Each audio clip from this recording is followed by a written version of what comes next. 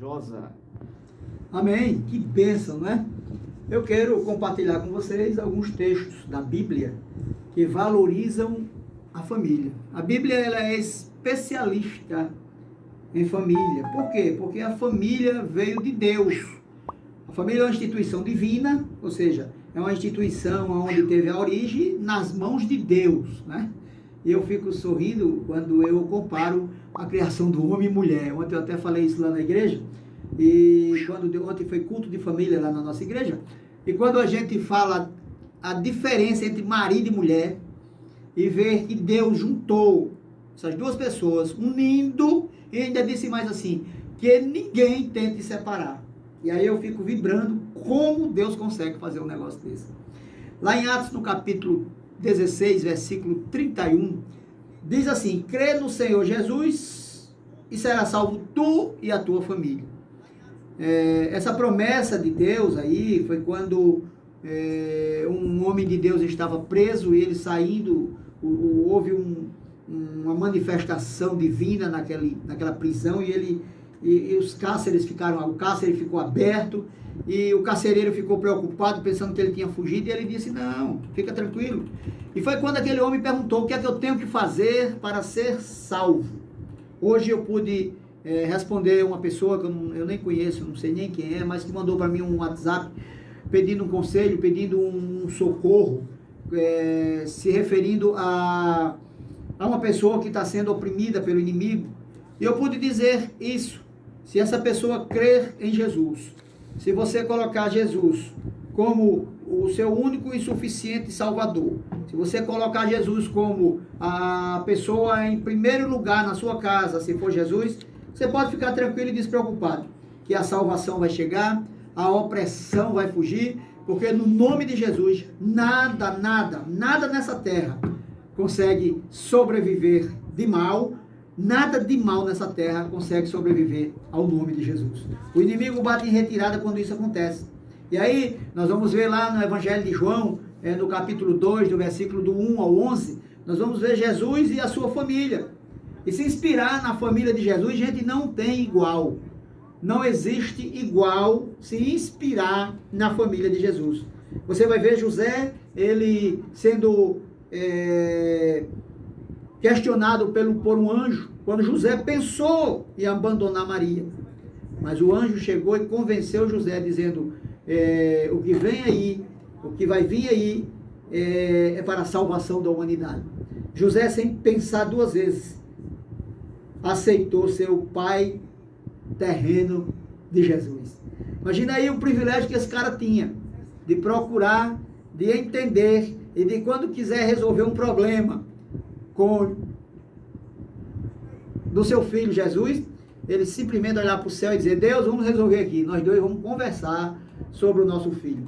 Imagina aí o privilégio. A família de Jesus é um exemplo muito grande para que você possa segui-la, né? Lá no Evangelho de Lucas, no capítulo 11, no versículo do 11 ao 32, você vai ver um exemplo muito grande de uma parábola que Jesus contou do filho pródigo.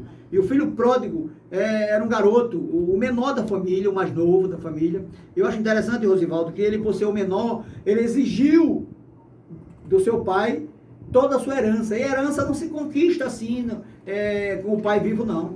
Mas o pai não pensou duas vezes. Nós precisamos entender. Se aprendemos com o pai do filho pródigo, precisamos entender que tem que haver limite na família. Eu não posso fazer o que eu quero porque eu tenho uma família. Meus filhos não podem fazer o que querem porque ele tem uma família. Nós devemos satisfação a todos. Mas o pai, dando-lhe toda a herança, ele foi embora. E aí sofreu muito. Ele, como judeu, foi pastorar porcos, tentou de tanta fome que passava. E eu gosto de olhar isso. Você que está aí na sua casa e que está pensando que é o dono do mundo e abandonou pai e mãe, lembre-se, preste atenção se você não está sofrendo na sua vida. Obedeça pai e mãe, faça como o filho pródigo. A Bíblia diz que quando ele caindo em si, e é a melhor queda que o homem pode fazer, é quando ele cai em si, sabe? Quando ele, na verdade, sente que errou. Quando ele sente que errou, se humilha. A Bíblia diz que o filho pródigo disse assim: eu irei voltar para minha casa. E até ensaiou o que ele ia dizer. Ele disse, quando eu chegar em casa, eu vou dizer ao meu pai, pai, eu pequei contra os céus, sabe? Eu pequei perante ti, eu não sou digno de ser chamado teu filho. Mas me aceita como empregado teu. E aí deixa eu dizer uma coisa para ti. O meu Deus, ele não rejeita um coração arrependido. Deixa eu dizer mais uma coisa para você. Não existe pai na terra que não rejeite, um coração arrependido. Ele aceita, filho, você voltar para casa. O exemplo do filho pródigo, ele mostra a importância do perdão, a importância do arrependimento.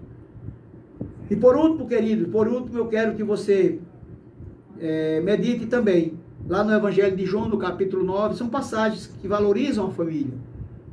Evangelho de João, capítulo 9, versículo do 1 ao 9, onde Jesus cruzou o caminho de uma família que passava por problemas como tantas outras.